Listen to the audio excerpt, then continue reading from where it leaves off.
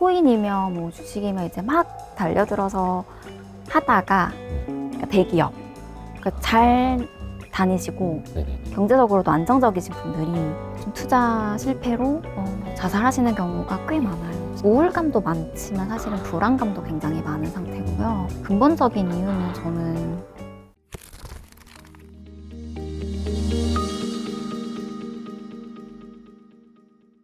심리 상담을 받으러 가면 네. 어떤 일을 하게 돼요? 보면. 심리 상담을 처음 오시면 네.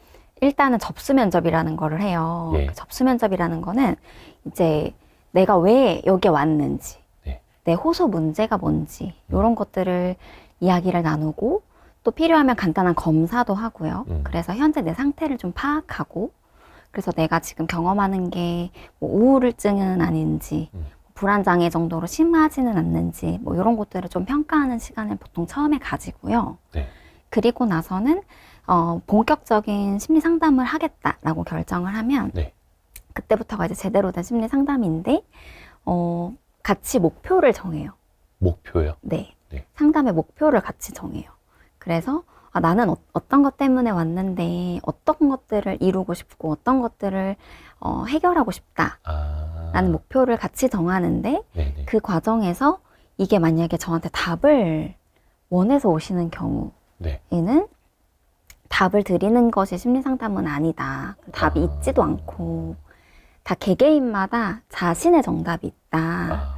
그럼 그것을 더 잘 알아가고 선택할 수 있도록 저는 옆에서 그냥 따라가면서 보조할 뿐이지 실제로 이게 답이라고 저는 생각하더라도 그 부분을 제가 뭐 강요하거나 권유할 수는 없기 때문에 네, 그렇습니다.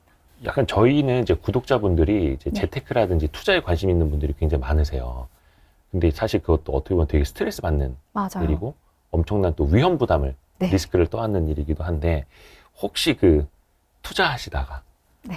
조금 어려움에 빠져서 이렇게 찾아오시는 분들도 계시나요? 있죠. 많이 있어요. 특히 올해 많이 있고요. 올해. 2020년 하반기 이때는 주식 투자로 우울하다는 사람은 거의 못 보셨겠어요. 그때는 막 시장 좋을 때. 네, 그쵸. 근데 그때 시장이 이제 안 좋아지면 코인이며 뭐 주식이며 이제 막 달려들어서 하다가 이제 저는 원래 만나셨던 내담자분들 중에 이제 약간 충동성이 높으신 분들 그럼 약간 위험성이 있는데 네네네. 그래서 투자 안 했으면 좋겠는데 지금은 제가 또 그렇게 말하기는 좀 어렵고 네. 그러나 약간 우리가 그런 위험성이 있다는 것을 인지하는 정도로 상담을 나눴었는데 이야기를 나눴었는데 네. 결국은 조금 피해를 많이 보신 분도 계시고요. 원래 이게 약간 충동적인 게 있으신 분들 네, 코인이겠네요. 그쵸. 그 요즘은 또 부동산도 안 좋아가지고 그니까요. 여기 소장님 요즘에 대목 아닙니까? 그쵸. 정말 많긴 해요. 네, 네. 그리고 저뿐만 아니라 이제 동료 선생님들하고 얘기 나눠보면 기업에서도 네. 이제 이런 투자로 인해 자살하시는 분들도 요즘 꽤 많습니다. 회사 잘 다니시던 분들이 네, 그러니까 대기업. 그러니까 잘 다니시고 네네네. 경제적으로도 안정적이신 분들이 좀 투자 실패로 자살하시는 경우가 꽤 많아요. 그래서 그게 요즘에 2022년에서는 가장 자살과 관련해서 기업에서 가장 주목하는 이유 중에 하나였어요. 제 주변에서도 있었던 일이기는 한데 이게 시장 상황이 한꺼번에 막 안 좋아질 때는 그런 사람들이 굉장히 많이 급증을 하더라고요. 네. 근데 일단은 뭐 금전적으로 뭐 심리 상담을 한다고 해서 뭐 복구가 되는 건 당연히 아닐 테고 그쵸. 그런 분들이 찾아오면 좀 어떻게 좀 이야기를 혹시 풀어나가세요? 케이스마다 정말 다른데요. 왜냐면 똑같이 처한 문제는 경제적 네. 손실이지만 가지고 있는 자원들이 다 다르잖아요. 예를 네. 들면 나는 훨씬 더 여유가 있었는데 그 중에 일부를 상실하신 분도 계시고 아니면 정말 많은 나의 거의 전부를 잃어버리신 분도 계시고 그랬을 때 도움을 요청할 수 있는 사람이 있냐 없느냐에 따라서도 좀 다르고 이걸로 인해서 이게 경제적인 손실뿐만이 아니라 예를 들면 뭐 아내분이랑 극한 갈등으로 치닫는 경우가 있다거나 돈 때문에. 네, 이혼 직전에 와 있다거나 이런 분들마다 좀 다르기 때문에 좀 하나의 어떤 구체적으로 이렇게 진행을 한다라고 하지는 않지만 공통점으로는 일단은 그 좀 억울하고 그 좌절스럽고 한 그 마음을 네. 어디 가서 사실은 푸시기가 되게 어려워요. 그래서 그런 것들을 일단 충분히 먼저 감정을 좀 털어놓게 놓으시게 하고 좀 위로하고 좀 일단 마음을 좀 챙기고 하는 것부터 일단 시작을 하고요.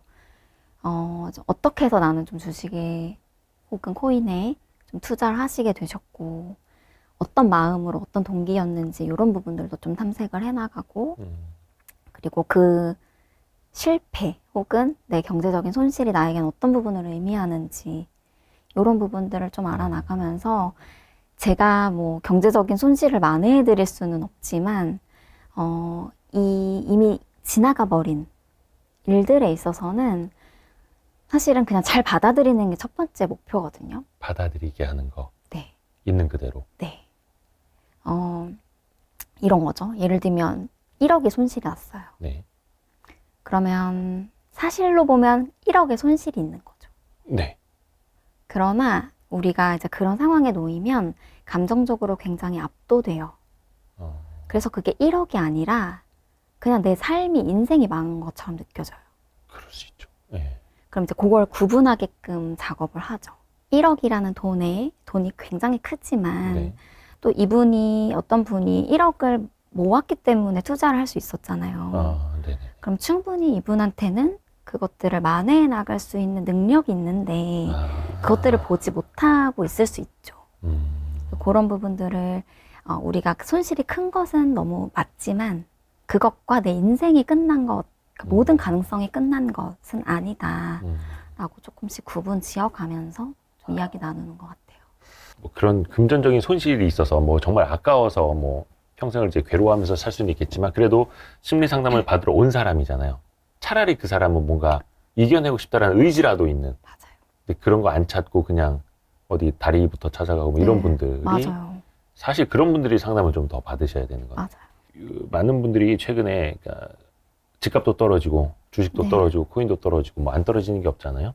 그래서 더더욱이 좀 힘들어 하시는 것 같은데 그래서 사실은 사회 전반적으로 조금 우울감이 더 높아지는 시기 아닌가 맞습니다. 라는 생각도 들어요. 뭐 참사도 있었고 그럴 때 좀 사람 하나하나에게 좀 해주실 수 있는 말씀은 뭐가 있을까? 이게 쉽지는 않은데. 저는 일단 코로나 시기를 겪으면서 이 사회 전반에 이제 팽배한 우울감이 더 짙어졌다고 봤거든요. 그래서 코로나 때는 이제 장사가 다 잘 안 됐잖아요. 경제가 되게 안 좋았는데 사실 심리 상담 이 업계에서는 수요가 많았어요. 그렇죠. 우울할수록. 네. 그러니까 사회가 다 어두워졌다는 얘기잖아요. 그쵸. 네.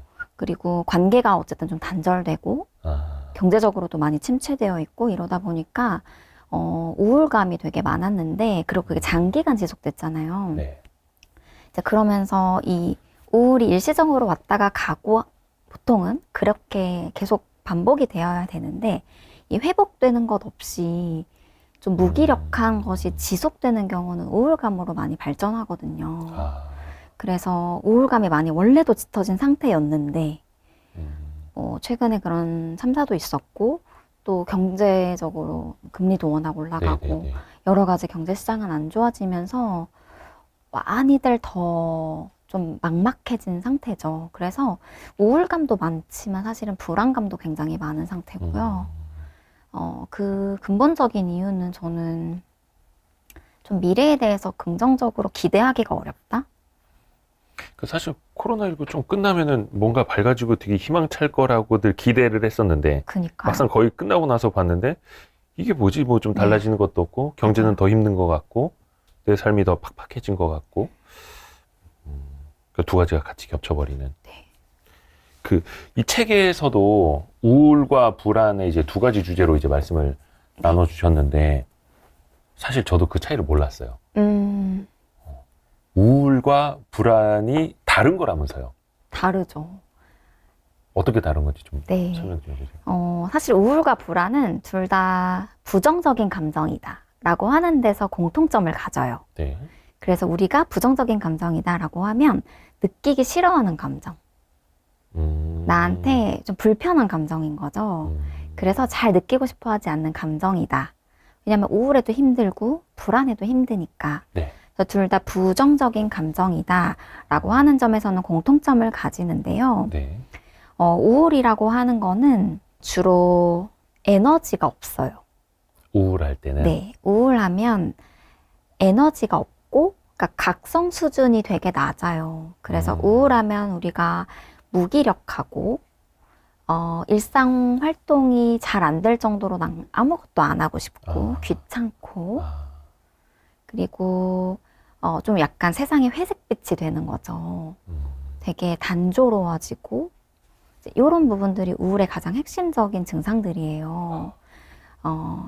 그래서 각성 수준이 낮고, 또 제가 이제 이 책에서 설명했던 거는 우울이 주로 과거에 시선을 둘 때 온다라고 제가 설명을 했거든요. 네. 그게 뭐냐면 내가 내 시선이 과거에 머물러 있는 건데, 네. 아, 나 그때 그거 안 했어야 되는데, 아, 내가 그때 거기에다가 주식을 얼만큼을 샀었으면, 이렇게 내가 돌아갈 수 없는 과거에 계속해서 내 마음을 두는 거죠. 할 걸. 네, 뭐뭐 할 걸, 하지 말 걸. 과거에 어떤 부분이 상실되었거나, 요럴 때는 주로 현재 우울을 경험할 가능성이 크다. 네. 왜냐면 계속 그 과거에 머물러 있기 때문에 내가 잃어버린 것에 머무르잖아요. 그래서 보통은 우울할 가능성이 크다라고 설명을 했고, 네. 불안의 가장 핵심적인 증상들은 각성이에요. 과잉각성. 불안. 네. 불안이라는 거는 가장 주되게는 이 우리 몸 안에 그 자율신경계가 교란되었다고 보시면 좋을 것 같아요. 네, 네. 그래서 그 자율신경계가 이제 교감신경계랑 부교감신경계로 나뉘거든요. 네. 근데 그 자율신경계는 예를 들면 위험한 상황일 때, 뭐 호랑이가 내 앞에 갑자기 나타났거나 네. 이럴 때 내 신체적으로 반응하는 신경계예요. 그래서 막 입이 바짝바짝 마르고 갑자기 막 식은땀이 나고 뭐 이런 증상들 있죠. 당연히 불안해야 하는 순간에 네. 불안해지는 거. 그쵸. 네. 그런 신체적인 증상들이 나타나는 거. 네. 그리고 보교감 신경계는 반대로 안정화시키는 신경계인데 이 두 가지가 작동이 잘 안 되는 상태예요. 불안한 상태는. 그래서 주로 나는 지금 편안한 소파에 앉아 있는데도 위험이라고 느끼는 거죠. 내 몸이, 내 마음이. 그래서 계속해서 뭔가 불안함을 느끼고 위험이라고 느끼고 이런 것들이 이제 불안이에요. 그래서 아까 우울과 좀 반대되는 것들인데, 우울은 각성 수준이 좀 낮고 재미없고 아무것도 하고 싶은 거 없고 무기력하고 이런 부분이었으면, 불안은 굉장히 막 조급하고 초조하고 계속 에너지가 막 붕붕붕붕 떠다니는 거예요. 그러니까 우울하고 불안은 약간 그러면 대칭점에 있는 느낌일까요? 그렇게 이미지를 잡아보셔도 좋을 것 같아요. 네. 물론 두 가지가 완전히 다른, 그러니까 그 대칭되는 양극단에 있는 점은 아니지만, 왜냐면 우울도 불안과 공통점인 부분이 되게 많거든요. 네. 그렇기 때문에 비슷한 점도 많지만 굳이 차이를 나눠보자면 이런 부분들이 주된 차이점이다. 혹시 그러면 이게 우울과 불안이 한꺼번에 오는 경우도 있나요? 있습니다. 많아요. 아, 그래요? 네. 그래서 우울과 불안의 공통적인 증상은 뭐 예를 들면 피로감. 네. 그러니까 우울한 사람 안에서도 피로감을 경험할 수 있고, 불안한 사람도 피로감을 느끼고요. 네. 뭐 집중이 잘 안 된다. 이런 것도 둘 다 나타나고, 둘 다 뭐 수면 장애가 있다. 뭐 이런 것들이 공통점이기 때문에 어떤 부분에 있어서는 두 가지를 구분하는 게 조금 어렵죠. 그러나 또 두 가지가 같이 오는 경우도 왕왕이 있기 때문에, 예를 들면 우울과 불안을 같이 경험하는 거죠. 그런 경우에는 어떤 부분은 그 안에서 약간 우울에 더 가깝고, 네. 어떤 부분은 불안에 더 가깝다라는 것들을 저희 전문가들은 알지만, 네. 또 그걸 느끼는 그냥 일반인 분들은 그게 뭐가 차이지? 라고 구분하기 어려우실 수 있죠. 더 혼란스러울 수도 있겠네요. 그렇죠.